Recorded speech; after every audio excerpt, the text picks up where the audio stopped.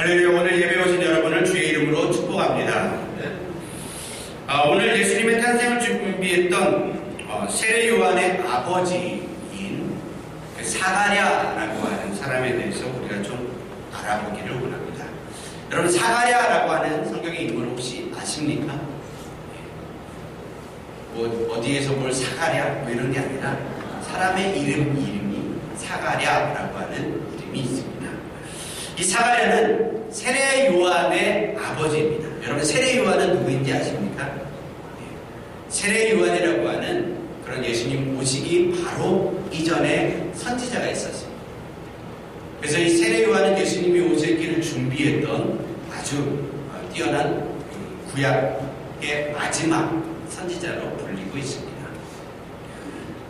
그런 이 위대한 선지자를 탄생하게 했던 그 아버지가 누구냐? 그가 바로 사가랴라고 하는 사람입니다. 오늘 1장 말씀, 누가복음 1장 말씀 전체를 다 읽지는 못했지만 누가복음 1장 말씀이 여러분 보시다시피 80절까지 있는 말씀입니다. 다 읽기가 좀 어려워서 제가 이 마지막 부분 사가랴가 요한에게 축복했던 그 예언의 메시지들만 여러분 읽는 그런 시간을 가졌습니다. 근데 어쨌든 쭉 위에 우리가 올라가 성경을 쭉 훑어보면서 보시면 5절에 유대왕 헤롯의 때의 사람이다 이렇게 나타내고 있습니다. 또 아비야조에 배속된 제사장이다 합니다. 이스라엘의 제사장이 여러 가지 조가 있었습니다. 그 중에 아비야라고 하는 조에 속해 있는 제사장이었습니다. 제사를 드리는 제사장이었다는 것이죠. 종교적인 굉장히 높은 지위에 있었던 사람이라는 것입니다. 특별히 사가랴라고 하는 이름의 뜻은 무엇이냐면 여호와는 기억하신다 이런 뜻입니다. 한번 따라할까요? 여호와는 기억하신다. 사라는 말이 이 여호와는 기억하신다라는 뜻을 가지고 있습니다. 또 그의 아내는 엘리사벳이라고 하는 여인인데 이 두 부부는 하나님 앞에 정말로 신실한 부부였습니다. 여러분, 부부가 하나님 앞에 신실한 가정 되시길 주의 이름으로 축복합니다. 특별히 청년들도 이 신실한 가정을 만들어갈 수 있길 주님의 이름으로 축복합니다.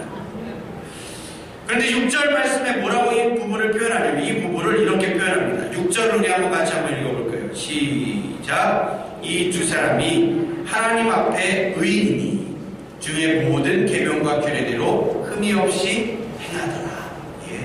이것이 두 부부를 표현했던 한 구절입니다. 이 두 사람이 하나님 앞에서 의인이어서 하나님의 모든 계명과 규례대로 흠이 없이 행했던 그런 부부였다는 것입니다. 여러분, 이런 가정 되시길 주 이름으로 축복합니다. 할렐루야. 그런데도 이런 그들에게 어려움이 있었는데 그 어려움이 무엇이냐면 나이가 늦도록 자녀가 없었다는 것입니다. 여러분, 예수님 잘 믿어도 정말 흠없는 부부고 정말로 예수님 잘 믿어도 이런 어려움이 나타날 수는 있습니다. 어차피 세상 사람들이 말하는 흠이라고 하는 게 이런 가정 가운데서도 나타날 수 있다는 것입니다. 다시 말하면 예수 잘 믿어도 우리 삶에 없는 게 있을 수 있다는 거예요. 어떤 분들은 그렇게 착각을 합니다. 예수 믿으면 없는 게 없다. 예수 믿으면 다 잘 된다. 예수 믿으면 만사형통한다. 근데 여러분, 예수 믿어도 안 되는 게 있을 수 있습니다. 예수 믿어도 때로는 어려운 게 있을 수 있습니다. 예수 믿어도 때로는 우리 삶에 부족한 게 있을 수 있다는 것입니다. 그런데 이런 이유가 무엇이냐? 왜 우리 삶에 이런 어려움이, 믿는 자들 가운데 이런 어려움이 나타날 수 있느냐? 두 가지 정도의 이유가 있는데, 먼저는 이미 있는 것을 통해 감사하는 것입니다. 한번 따라할까요? 있는 것을 통해 감사하라. 이미 있는 것을 보고 감사하는 거예요. 여러분, 우리 삶을 살펴보면 없는 것은 한두 가지가 없습니다. 10가지, 20가지, 100가지가 없어서 불평이 나오는 게 아닙니다. 다 있는데 한두 가지가 안 될 때, 그런데 우리 삶 가운데 어려움이 찾아온다고 생각하고 불평이 생겨나기 시작합니다. 근데 그때 우리에게 주님이 주시는 마음은 눈을 돌리는 거예요. 없는 것을 보지 말고 뭘 보라는 겁니까? 있는 것을 바라봅니다. 있는 것을 바라보면 감사하게 되어질 줄 믿습니다. 그리고 또 두 번째 이런 이유가 있는 그것은 무엇이냐면 없는 것을 통해 하나님의 역사를 보여주십니다. 한번 따라할게요. 없는 걸 통해 하나님의 역사를 보여주신다. 없는 것을 통해서 하나님의 역사를 우리 삶 가운데 보여주시기를 원하십니다. 이런 것들이 나타났던 게 오늘 말씀입니다. 이러던 차에 하나님의 역사를 사가랴의 가정 가운데 하나님이 보여주시기 위해 어떤 일을 하냐면 하나님의 사자를 보내주십니다. 그게 누구냐면 가브리엘이라고 하는 천사가 나타납니다. 이 천사가 이 노부부에게 나타나서 그렇게 말합니다. 너희에게 아이가 생길 것이다. 이 부부가 정말로 원했던 것은 아이가 생겨나기를 원했던 것이었을 것입니다. 왜냐하면 이 부부는 나이가 늦도록 자녀가 없었기 때문에. 근데 아마 나이가 너무 많다 보니까 이제는 포기의 단계까지 나아갔던 것 같습니다. 그래서 천사가 너희 가정 가운데 아이가 생길 것이다 이렇게 말하는데 이 사가랴가 감사합니다. 어이구 천사가 말하니까 내가 당연히 믿어야지 이렇게 반응해야 되는데 그러지 못했습니다. 아이고 무슨 우리가 이렇게 늙었는데 이렇게 나이 먹고 무슨 남자스럽게 아이를 갖습니까? 아이 괜찮습니다. 안 주셔도 됩니다. 여러분 어떻게 보면 우리는 이런 게 겸손하다 이렇게 생각할지도 모르겠습니다. 하지만요 진정한 겸손은 하나님이 하시겠다 그러면 예 하시옵소서. 나의 삶을 들여서 하나님께서 내가 원하신 대로 순종하면서 주의 뜻을 이루겠습니다. 이렇게 순종하는 것이 진정한 겸손인 줄 믿습니다. 여러분 이렇게 빼고 이러는 것이 진정한 겸손이 아닙니다. 여러분 하나님 앞에 진정한 겸손의 자세로 나아갈 수 있길 주님의 이름으로 축복합니다. 어쨌든 천사가 그렇게 말하는데 18절에 내가 늙어서 못 낳겠습니다 라고 이야기하니까 천사가 그렇게 말합니다. 나는 너에게 그냥 좋은 소식을 전하러 옵니다. 내가 너에게 뭐 해주고 안 해주는 게 아니라 하나님이 계획하셨기 때문에 나는 너에게 좋은 소식을 전해주기 위해 그냥 이 자리에 온 것이다.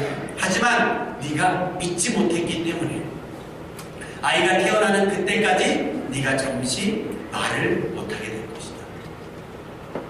그리고 그때가 되면 아이를 낳는 때가 되면 내 말이 너에게 이루어지리라. 결국에는 천사가 그러고 떠나고 이 사가랴가 그때부터 요한이 태어나는 날까지 말을 못하게 됩니다.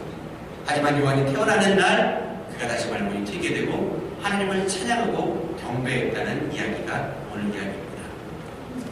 여기서 우리가 사가랴의 삶을 통해 배울 것은 뭐 한 3가지 정도 제가 여러분에게 말씀드리려고 하는데 첫 번째는 사가랴의 삶을 통해 배워야 할 것은 말을 잘해야 한다는 것입니다. 한번 따라할까요? 말을 잘해야 한다. 그럼 말을 잘해야 합니다. 이 말에는 믿음의 말과 현실적인 말이 있습니다. 어떤 말은 믿음이 있는 말이고 어떤 말은 굉장히 현실적인 말이에요. 사가랴가 한 말은 어떤 말입니까? 내가 늙어서 아이를 못 낳겠다. 이 말은 어떤 말입니까? 믿음의 말입니까? 아니면 현실적인 말입니까? 현실적인 말입니다. 틀린 말은 아닙니다. 여러분 잘 아셔야 됩니다. 틀린 말은 아니에요. 늙어서 사회적인 통념적으로 아니면 생물학적으로도 우리가 늙으면 자녀를 낳기가 어렵습니다. 이 현실적인 말이죠. 하지만 이 현실적인 말이지만 믿음의 말은 아니에요. 늙으면 애 낳기 어렵죠. 요즘 젊은 사람들도 요즘에 애 낳기 어려운 시대가 됐습니다. 나이 많은 분들이 과연 애를 낳는 게 쉬울까요? 어렵습니다. 그런데 이 말에는 문제가 있는데 그것이 무엇이냐면 현실적인 말이지만 사실이고 현실적인 말이지만 믿음의 말은 아니라는 것입니다. 믿음의 말은 어떤 형태로 나타나냐면 오늘 여러분이 읽은 것처럼 이 아이여 이러면서 이 사가랴가 자기 자식 갓 태어난 자식 이 요한에게 하는 그 축복과 예언의 메시지인데 믿음의 말은 어떤 형태로 나타나냐면 이런 것처럼 예언과 축복의 형태로 나타납니다.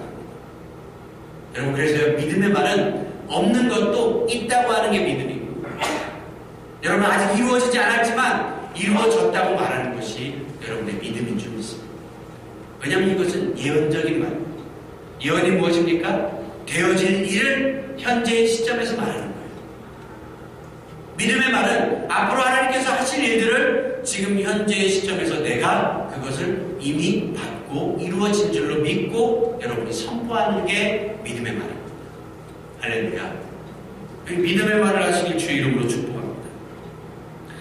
근데 여러분 어떻습니까? 현실의 말은 어떤 것을 이어주냐면 저주와 때로는 낙심과 낙담, 근심과 걱정으로 이어지는 경우가 대부분입니다. 현실을 알게 하는 말, 이런 것들이 현실적인 말이죠. 현실을 알게는 해주지만 이런 말들이 우리에게 믿음을 주지는 않습니다. 그래서 여러분 요즘 그런 말을 하죠. 현실적인 말이 무엇입니까? 요즘 시대가 정말 살기 어렵습니다. 요즘 시대 너무 살기 어려워. 이런 말들 많이 하시지 않습니까? 사실이죠. 여러분 요즘 살기 쉬우신 분들이 어디 있습니까? 요즘에는 여러분 학생들도 진짜 살기 어려워요. 그러니까 여러분 수능 시험 보면 맨날 자살하는 애들이 나오죠. 수능이 쉬웠대요. 쉬웠는데 자살해요. 수능이 어려워요. 어려워서 자살해요. 쉬워도 자살하고 어려워도 자살하고 적당히 되면 안 할까요? 적당히 돼도 자살하고 그만큼 살기가 어려워요. 젊은 청년들 취업하기 어렵습니다. 취업난에 사람들이나 이런데 88만원 세대, 120몇만원 세대 이런 식으로 지금 세대들에 대해서 좀 이야기하는 거예요. 그만큼 살기 어려운 세대라는 거예요. 젊은 세대들도. 어르신들은 어떻습니까? 명태다, 무슨 태다, 여러 가지 어떤 사회적인 어려움들 여러분에 분명히 있죠. 진짜 살기 어려운 시대입니다. 지금 시대 공감하십니까? 살기 어려운 시대죠. 근데 여러분 이 말을 들으면 어떻습니까? 지금 진짜 살기 어려운 시대다. 여러분 이 말을 들으면 막 힘이 솟아나면서 내가 진짜 살기 어려운 시대니까 열심히 살아야겠다. 진짜 힘을 내서 살아야겠다. 이런 마음이 듭니까? 이런 희망적인 생각이 듭니까? 아니면 열심히 해서 뭐하노? 내가 벌어서 남 주는 거 아닌가? 내가 벌어먹는 거 하나도 없고 남들만 잘 해주고 남들만 입혀주는 거 아닌가? 남 좋은 일만 시키는 거 아니야? 여러분 이런 생각이 나고 계십니까? 여러분 지금 이 시대에 필요한 것은 현실적인 말도 분명히 때로는 우리가 현실 감각을 키우기 위해 필요할지 모르겠지만 이 시대가 정말로 필요로 하는 말은 믿음의 말이 좀 있습니다. 믿음의 말이 필요한 시대입니다. 여러분 현실적인 얘기, 정부가 어떻고 나라가 어떻고 지금 경제가 어떻고 이런 말들을 수도 없이 사람들이 이야기하지만 정말로 그들이 이야기하면서 정말 갈급해하고 정말로 원하는 것은 무엇이냐면 이런 살기 힘든 현실을 어떻게 보면 잊어버리거나 이길 수 있게 해주는 그 무언가가 필요하다고 생각합니다. 사회적인 사람들은 때로는 그것을 잊기 위해 친구들을 만나서 이야기를 하기도 하고 때로는 술을 마시며 그 어떤 것들 아픈 것들을 잊어버리기도 하고 아니면 더 심한 경우에는 약이나 다른 어떤 것들을 통해서 현실을 도피하고자 하는 생각들이 많이 있을지 모르겠습니다. 하지만 이 자리에 오신 여러분들은 이 현실을 이길 수 있는 하나님이 저와 여러분과 함께 하시는 것을 여러분 믿으시는 주의로 축복합니다. 하나님이 함께 하실 때 저와 여러분의 삶에는 믿음이 생기게 됩니다. 그 믿음의 말은 우리 삶의 현실은 분명히 어려운 삶을 살 수 있을지 모르겠지만 나아가 우리의 믿음으로 우리의 미래는 우리의 다가올 날들은 하나님의 은혜 가운데 아름답게 열려져 갈 것이라는 믿음과 선포가 그 기쁨과 확신이 저와 여러분 안에 있길 주의 이름으로 축복합니다. 여러분 그래서 여러분 말을 잘하셔야 합니다. 사가랴의 믿음의 말을 보십시오. 오늘 말씀 76절부터 뭐라고 하냐면 이 아이는 선지자가 될 것이다. 예수님이 오실 길을 준비하는 그러한 아이가 되어질 것이다. 이 아이는 죄사함을 받아 구원 얻는 길을 가르치는 자가 되어질 것이다 라고 갓난아이에게 아직 어린 그 갓난아이에게 그 아버지 사가랴가 성령이 충만해서 그 믿음 가운데 선포하며 예언하고 있는 말씀인 것입니다. 근데 여러분 잘 보시면요 이 사가랴가 선포하고 예언하고 축복했던 말대로 요한이 그렇게 살아가게 되어진 적이 있습니다. 여러분 그래서요 말을 잘하셔야 합니다. 자녀들에게 여러분 그렇게 말하지 않습니까? 야 쟤는 뭐가 되려고 그러냐? 야 네가 할 수 있는 게 뭐가 있다고 현실을 말해. 현실을 네가 할 수 있는 게 무엇인가를 좀 살펴봐야지.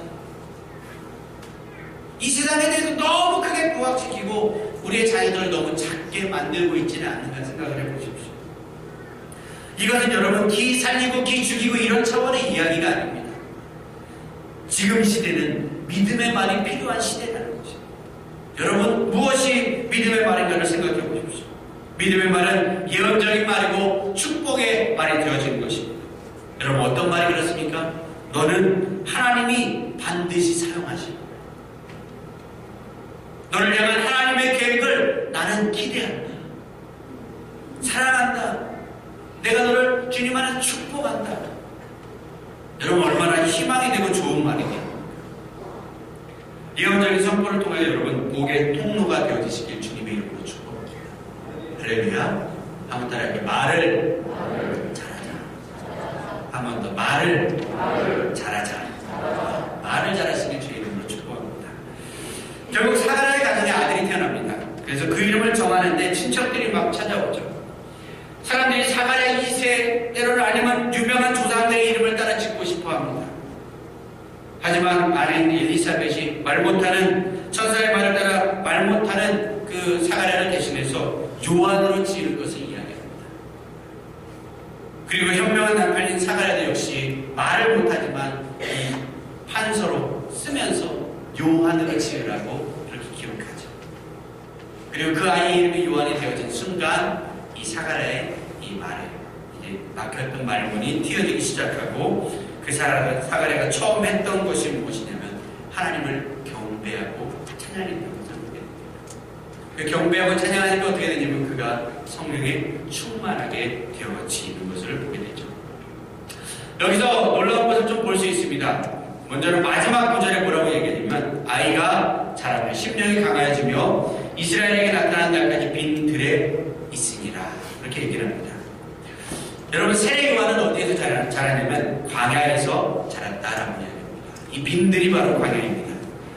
그가 예언자로 이스라엘 백성들 앞에 딱 등장하기 전까지 그가 어디에서 훈련받으면서 자랐냐면 광야라고 하는 사막에서 그가 태어나고 자랐다는 것입니다.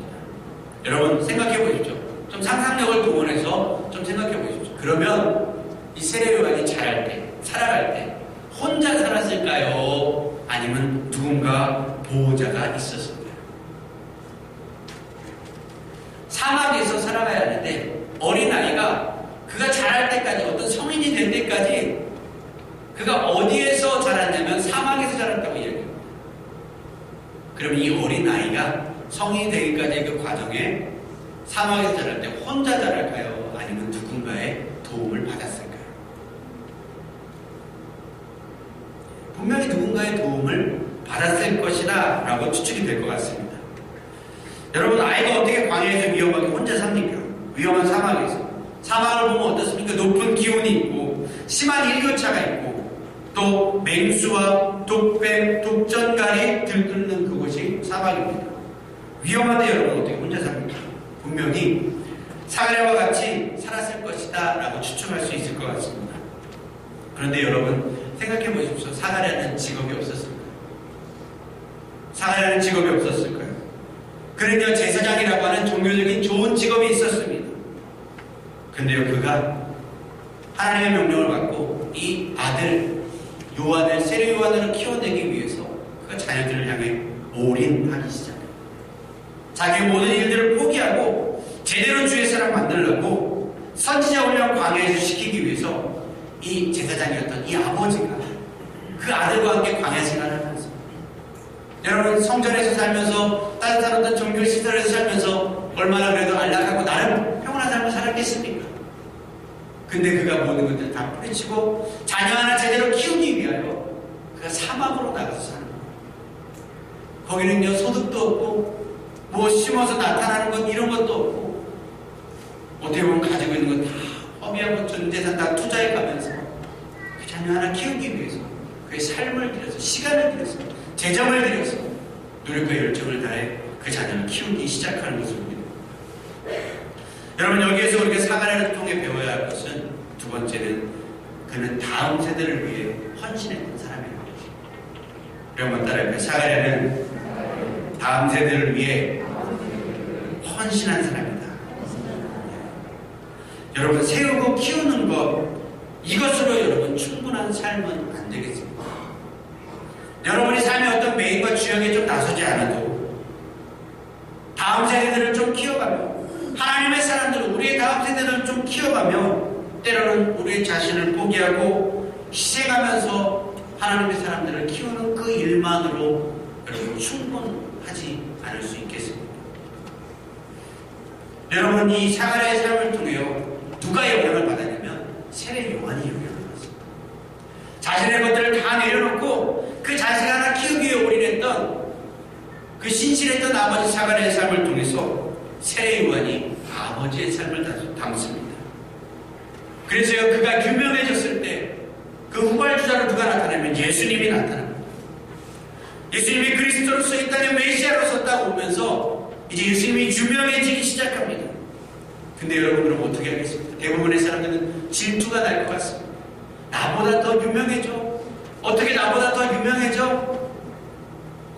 내가 그동안 키워왔고 내가 그동안 가르쳐왔던 제자들이 한두 명씩 예수님 바로 가고 있는 거예요. 예수님의 제자가 된다고 나의 제자의 삶에서 떠나서 예수님께로 나가요. 근데 세례 요한이 질투하지 않아요. 그리고 어떻게 하냐면 그가 뭐라고 이야기하냐면 나는 흥해야 하고, 그는 흥해야 하고 나는 새하여야 하고, 예수님은 부흥하고 번성해야 되고 나는 쫄딱 많아도 괜찮다.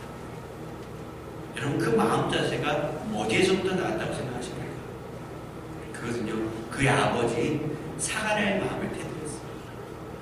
비록 내 삶은 내가 제사장으로 누려왔던 나의 지위, 내가 그동안 누려왔던 나의 권세, 모든 것들을 다 내려놓는다 할지라도 내 아들이 하나님 앞에 온전히 서면서 잘 키워지기 위해서 내가 나의 삶을 포기할 수 있다 라고 했던 그 삶의 자세가 고스란히 세례 요한의 삶에서 나타나는 것을 보게 됩니다. 여러분, 사역의 정점에 있을 때, 그가 사역의 정점에 있을 때 포기할 수 있는가? 사가랴도 제사장으로 잘 섬기고 있는데 그 제사장 직분을 포기하고 요한을 키웁니다.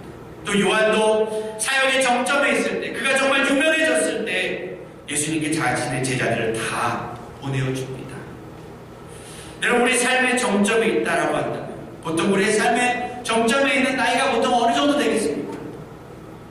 누가 그러죠? 30대 때, 젊을 때는 시간은 있는데 돈이 없어서 삶을 즐기지 못하고, 나이가 들면 시간은 이게 뭐라고 하죠?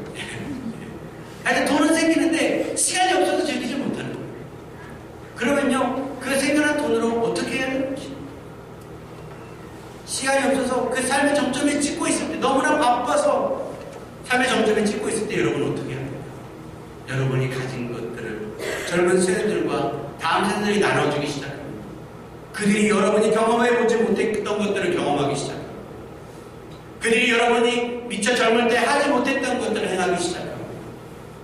비록 여러분은 시간이 없어서 하나님의 나라와 그분의 역사들 위해 여러분의 삶을 드릴 수 없다 할지라도 시간이 있는 다음 세대들이, 젊은 세대들이 세계 열방 가운데 나가며 하나님의 복음을 전파하며 하나님의 땅 가운데 원하시는 일들을 나타낼 수 있지 않을까. 이런 것을 생각해 볼 수 있게 주님의 이름으로 축복합니다. 여러분, 지금은 다음 세대를 키울 때인 것입니다.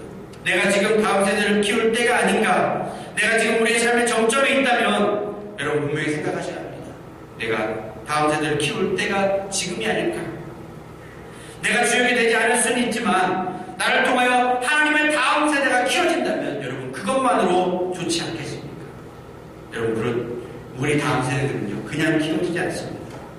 어른들의 헌신과 희생이 필요한 것입니다. 사가랴의 삶을 보십시오. 내가 하고 싶은 것들 조금 내려놓고 해야 하는 것을 삶에서 보여주고 있습니다. 나 할 거 다 하고 누릴 거 다 누리고 내가 쓸 거 다 쓰고 할 수 있는 일이 다음 세대를 키우는 일이 아니라는 것입니다. 우리는 분명히 제한된 것들을 가지고 있습니다.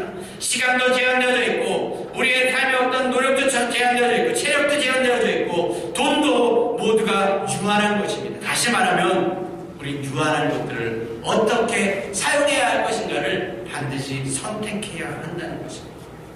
여러분 무엇을 선택하시겠습니까? 여러분 마지막으로 사가랴는 믿음이 성장한 사람이었던 것을 보게 됩니다. 같이 한번 따라할까요? 믿음이 성장한 사람. 처음은요, 사가랴가요, 믿음 없는 현실주의적인 사람이었습니다. 지금 상황과 환경을 보십시오. 할 수 있겠습니까?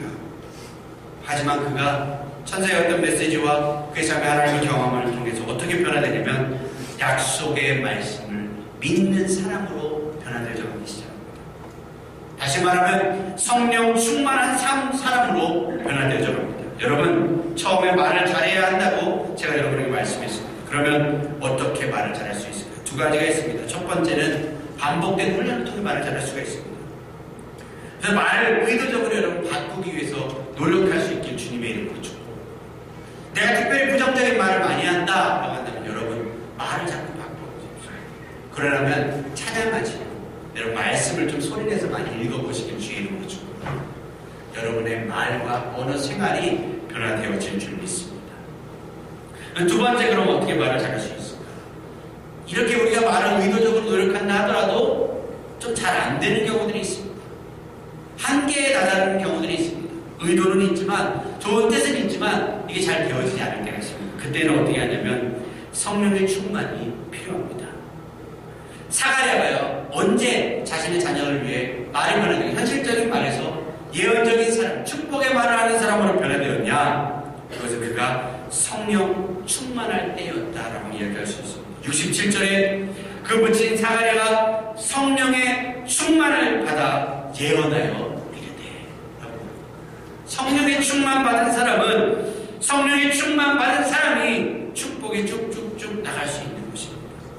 여러분, 성령 충만하십니까? 성령 충만하십니까? 성령 충만하시길 주의 이름으로 축복합니다. 그럼 어떻게 성령 충만을 할 수 있느냐? 여러분, 성령 충만과 좀 비슷한 게 무엇이냐면 술 취하는 게 성령 충만하고 비슷합니다. 그래서 성경은 너희가 술 취하지 말라 이런 방탕한 것은 오직 성령의 충만을 받으라 그렇게 얘기합니다. 굳이 술 취함과 성령 충만을 이야기하는 이유가 있습니다. 왜냐하면 그 두 개가 좀 비슷합니다. 어떻게 비슷하냐? 술 취하면 말이 많아집니다. 그렇죠? 술 취하면 말이 많아요. 자꾸 막 말해. 옆에서 한 얘기 또 하고 한 얘기 또 하고 했던 얘기 한 6번, 7번 들어요. 지겹지만 고개 끄덕여주고. 술 취한 사람의 말은 술 취한 사람만 알아들을 수 있다고 하더라고요. 제가 가끔 친구들을 만납니다. 근데 저를 맨정신으로 콜라 마시면서 술 취한 친구들 얘기 듣고 있으면 참 어떻게 보면 내가 지금 자기가 하고 있는 말이 무슨 얘기인지 알까? 이런 생각이 들 정도로 한 얘기 또 하고 한 얘기 또 하고 또 말도 분명하지 않고 이렇게 얘기하죠. 근데 성령 충만한 사람들은 말을 만나. 막 마음이 막 뭔가를 말하고 싶어. 예수 그리스도의 복음을 전하고 싶어. 막 복음 때문에 막 마음이 미쳐서 이 견디다 못해서 말을 하기 시작합니다. 여러분, 이게 성령 충만한 사람. 또 두 번째, 술 취하면 노래를 합니다. 술 취하면 노래를 쳐요. 그래서 막 홍도야 이러면서 울지 마라. 근데 성령이 충만하면 노래가 흐르는 설거지도 예수 우리 왕 날 사랑하신 성경에 써있네.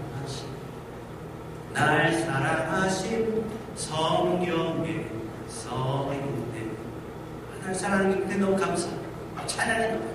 이게 성령 충만한 사람입니다. 또 술 취하면 어떠냐? 자꾸 권해. 야, 너도 마셔. 제가 목사인데 친구들 만나는 고등학교 친구들 야, 목사는 술 안 마시냐? 친구인데 야, 목사인데 한 잔 마셔봐. 그런 얘기를 자꾸 권해요. 왜냐면 자기가 좋으니까. 신앙을 그렇게 좀 표현하고 싶은 거예요. 근데 나는 그래도 내 신앙적으로 안 마시기로 결정을 했어요.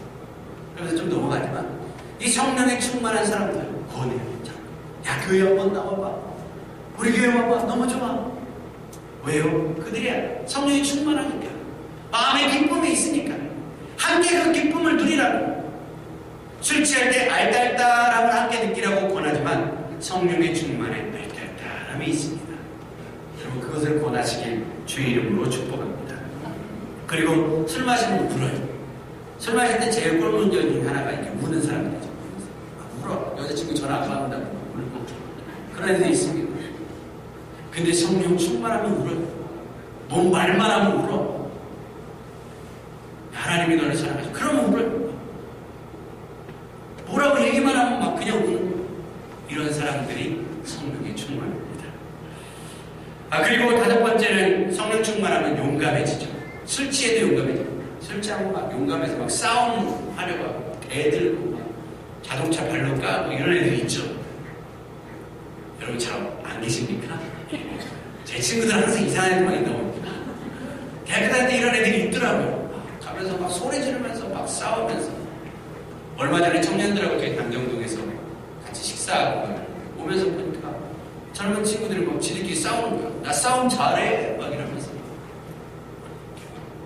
싸우려고. 우리나라 사람들의 싸움의 특징은 때려봐 이러면서. 외국 사람들 그러면 진짜 때린대요. 근데 우리는 때려봐 이러면서 때리진 않아요. 그러면서 이제 몸싸움을 하죠. 용감해지는 거죠. 근데 성령 충만한 사람도 용감해집니다. 실패를 두려워하지 않아요. 낭망을 두려워하지 않아요. 어려움을 두려워하지 않아요. 그런 사람들이 성령에 충만한 사람입니다. 또 성령 충만하면 지배되어야 됩니다. 술 취하면 술에 지배되어야 되지만 성령 충만하면 말씀에 지배되어야 됩니다. 또 술 취하면 알 수 없는 말을 합니다. 주저리 알아듣지 못하는 말을 하지만 성령에 충만하면 이 알 수 없는 방언이라는 말을 하기 시작합니다. 그리고 마지막으로 술 취한 사람은 냄새가 나죠. 술 냄새가 납니다. 어제 이제 아침에 이제 운동하는데 한 형제가 술 취함에도 불구하고 왔어요. 딱 보니까 아이고 한 전방 1m의 냄새가 나고, 야 이런데 운동하러 왔냐고. 아이고 막 이렇게 아침에 그냥 밤새워서 왔다 그런 얘기를 합니다. 근데 술 취하면 그렇게 술 냄새가 나요.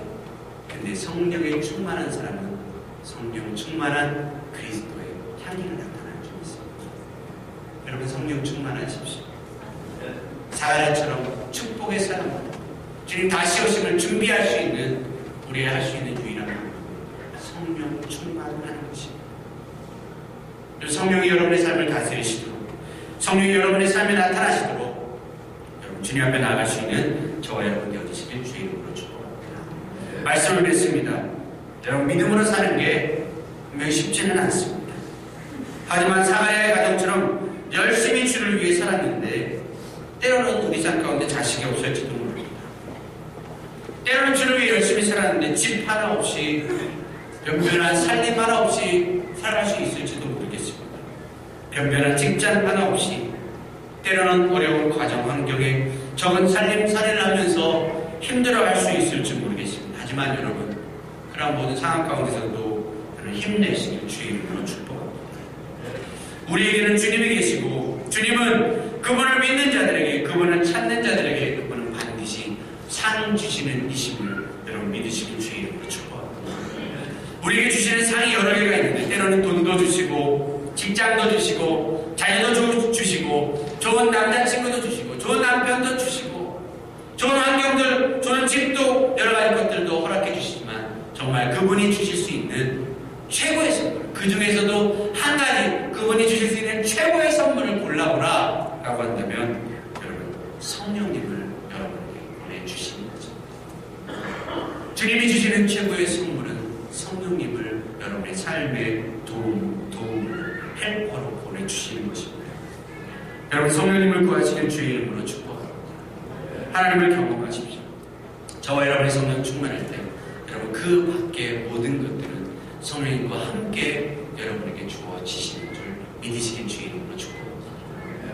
먼저 그 나라와 의를 그리하면 이 모든 것들을 너에게 더하여 주시겠다 말씀하십니다. 하나님의 나라와 하나님의 의를 구하려면 여러분 성령 충만하셔야 됩니다. 다시 말하면 성령 충만하면 하나님 나라와 의를 구하게 됩니다. 그러면 여러분의 삶에 나머지 모든 필요가 따라오게 되어질 줄 믿습니다. 여러분 주님 오심을 여러분 구하십시오. 성령님을 기대하십시오. 이 시간에 찬양하며 고백하실 때